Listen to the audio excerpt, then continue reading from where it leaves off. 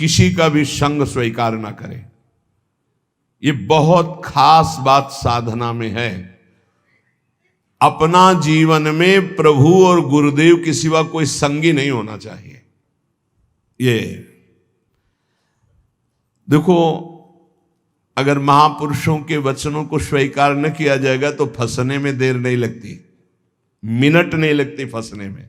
Minute कहने में देर लगती, फंसने में देर नहीं लगती।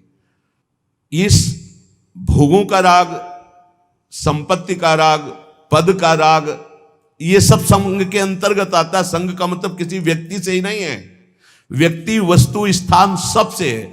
ज्ञान का वर्णन कर लेना और स्थिति में रहना बहुत कठिन बात है, बहुत कठिन बात है, बहुत कठिन बात। पूज्यपाद सिवड़िया बाबा जी महाराज जब गंगा किनारे भ्रमण करते थे तो कानपुर के आगे एक स्थान पर योग वाशिष्ठ का प्रवचन एक कर रहे थे। ऐसा आत्मज्ञान का वर्णन कर रहे थे, बाबा को पूरा लगा कि ये बोधवान पुरुष है। 3 दिन तक प्रवचन नीचे बैठ के सुना, फिर पीछे गए और एकांत में उनसे मिले और कहा, मैं केवल एक शब्द पूछना चाहता हूं, आपको आत्मबोध है? तो उनका, आप हमारे आश्रम गुरु हैं। सन्यासी गृहस्थ का आश्रम गुरु होता है, आपसे मिथ्या भाषण महापाप होगा, इसलिए प्रभु मैं वाक्पटु हूं, विद्वान हूं, शास्त्रों का सम्यक ज्ञान है, लेकिन तत्वबोध नहीं है। उनका बस मुझे इतना ही बाबा ने अपने अनुभूति, शास्त्र का ज्ञान होना एक अलग विषय है और तत्व बोध होना एक अलग विषय है।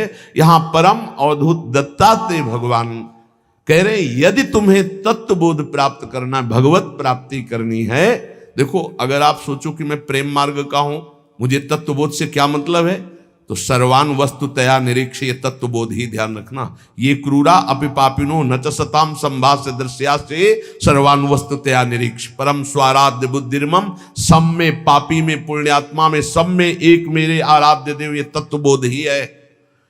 बोले त्यक्त संगो, त्यक्त संगो, त्यक्त संगो का मतलब केवल बाहरी व्यक्ति नहीं है, वस्तु है, स्थान है, पद है, प्रतिष्ठा है, संपत्ति है, ये बाहरी है। केवल इतना ही नहीं, अंदर की वृत्ति है, अंदर की मान्यता है, अंदर का अहम है, अंदर के विचार हैं, उनसे भी असंग रहना है।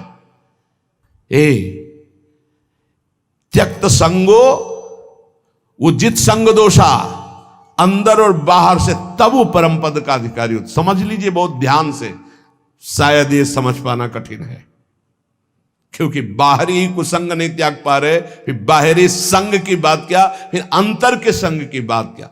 अंतर के अहम का त्याग, अंतर के विचार का त्याग, अंतर की वृत्ति से असंग, अंतर की वृत्ति से असंग, वो जीवन मुक्त महापुरुष होता है। अंतर की वृत्ति से भी असंग, साक्षी, दृष्टा मात्र।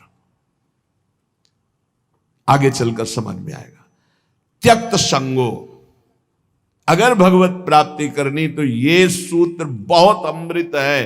किसी भी दृश्य, किसी भी व्यक्ति, किसी भी वस्तु, किसी भी पद, किसी भी वृत्ति, किसी भी विचार, कहीं भी नहीं, हर समय साक्षी, निर्लेप, असंग, तब वो परम पद का अधिकारी। वही प्रिया जो मुस्कुरा के दे देती है, इसलिए अलवेली सरकार है।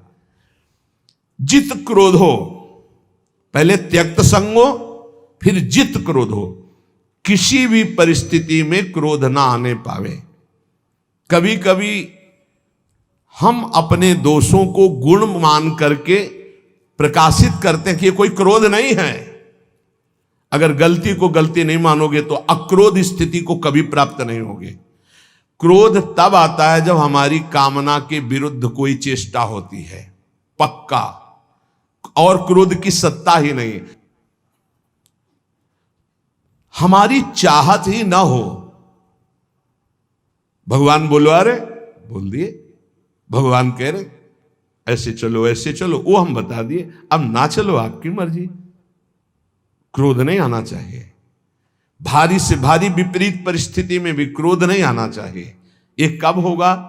जब सामने हम प्रभु देखते हैं। हमें तभी क्रोध आता है जब हमारी चाहत के विपरीत क्रिया होती है और हमारे चिंतन के विपरीत चिंतन होता है। आ गया क्रोध, आ गया क्रोध, शुरुआत हो गई। अब अभद्र शब्द, दुरुक्ति, दुरुक्ति माने गाली, ये पहचान है कि क्रोध देवता पधार चुके हैं। और वो सीधे तप, पवित्रता, भजन, इसको चाटते हैं, वो इसको भस्म करते हैं, इसको लेते हैं क्रोध देवता। तुम्हारे तप को, तुम्हारी पवित्रता को, अंतःकरण की तुम्हारे साधन को चाट जाएंगे, कुछ अनुभव नहीं होगा। जब हमारा ये चिंतन गिरा कि सामने प्रभु नहीं, हमारी बात नहीं मानता, विपरीतता, वही क्रोध आ जाएगा। अन्यथा आने का कोई भी रास्ता नहीं क्रोध के। जित क्रोध, यहां कह रहे जित क्रोध हो, भगवान अवधूत दत्तात्रेय जी, अगर उपासक को परम पद पे आरूढ़ होना है, दिव्य साधना संपन्न बनना है, तो क्रोध पर विजय प्राप्त, कभी गुस्सा नहीं आना चाहिए। वो कब होगा? हम व्यक्ति देखते हैं तब गुस्सा आता है। हम भगवत भाव करेंगे तो जलेगा हृदय पर, हम गुस्सा नहीं कर पाएंगे।